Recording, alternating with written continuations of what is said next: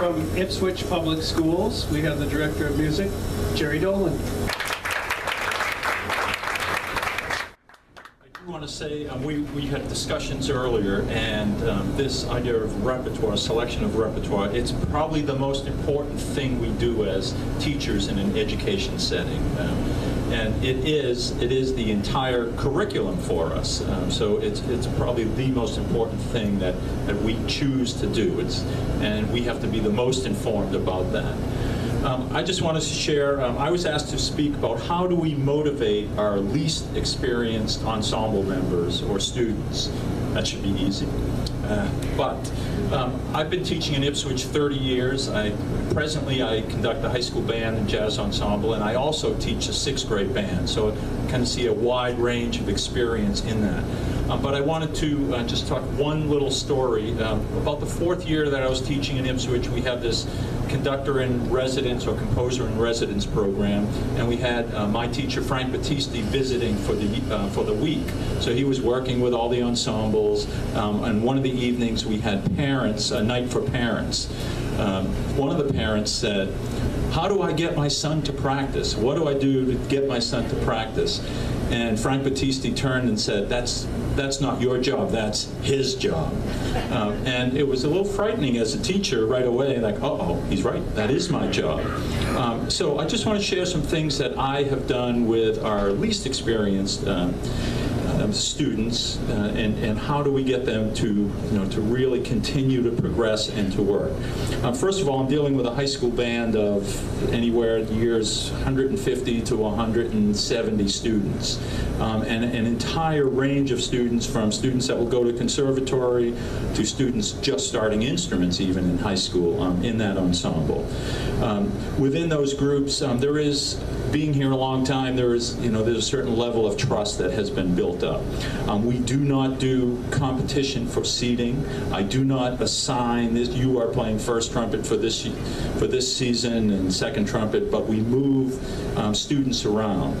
And depending on the literature, we keep trying to move students around. If there are some least experienced students that I think can be propped up a little bit by playing second or playing a first part, it's this constant moving around, and it also helps that you're lending some trust and you're trusting the students to take on this role. They may not always do that, but sometimes most of the times they will rise to the occasion.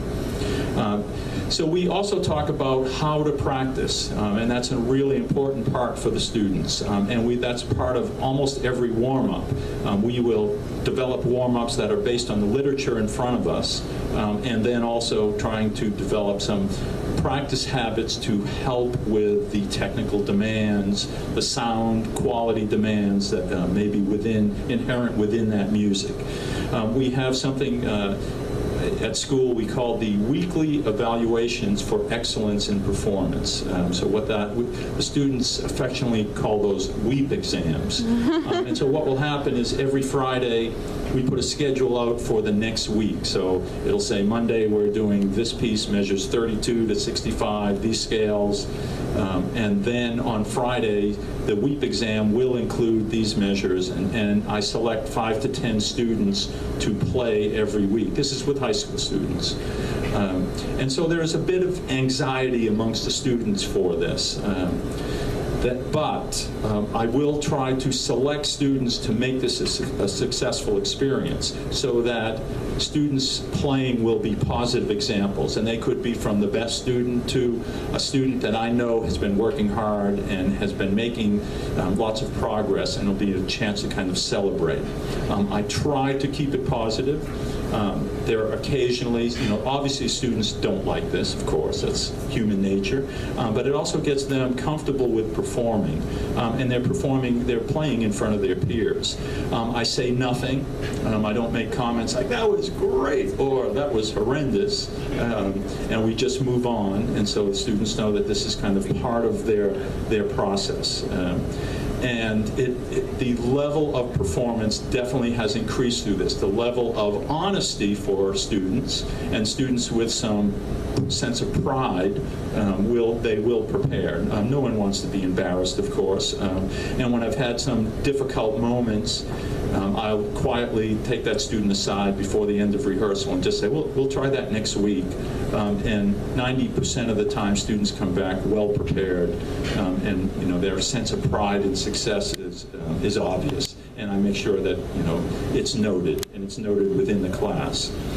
One of the important parts that Frank Battisti kept drilling me on is that we have too much time in some ways preparing music, particularly at the high school level in preparing music, and we take too much time to prepare music. So what we do is we do a 6-week schedule of every piece. It doesn't mean they all start in 6 weeks, but it's staggered starts.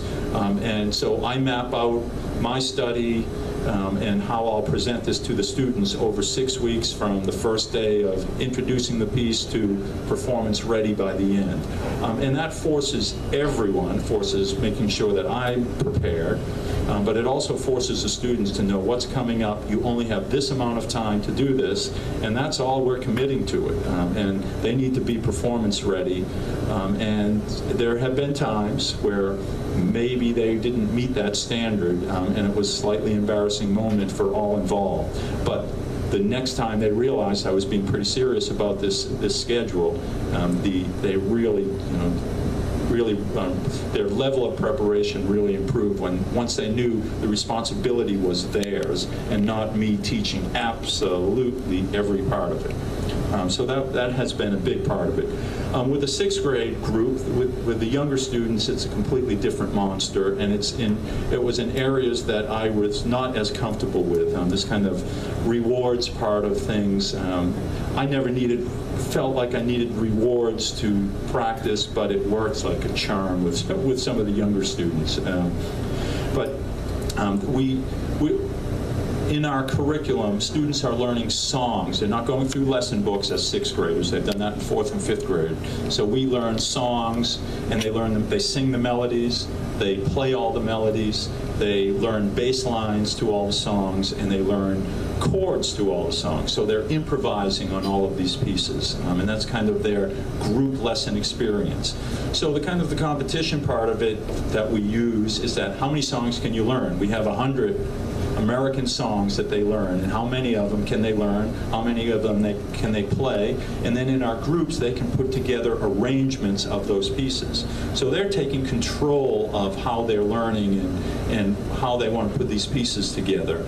So it's kind of a solfege approach, and then a note approach, and then improvising. So they're really, students are really motivated to, I got to learn this song this week, or so-and-so has learned 4 more songs than I have, and I need to get to that. We do practice records. I hate practice records, but it seems to help with the students. At one point, traditionally, it feels like there's a real lull in the year, kind of after February vacation, kind of leading up to the April vacation. So we do a practice log competition time during that, and how many minutes and what did you practice, how many songs did you learn. I think if I did that with the high school students, they'd kill me. But with the 6th graders, for some reason, they love it. Stickers, the whole bit. And so that motivation was something they had to teach me, that it was successful. So the practice part of that has really developed, and it's also kind of the culture of the ensemble. And it takes time to develop that, but that's something that has really helped with this.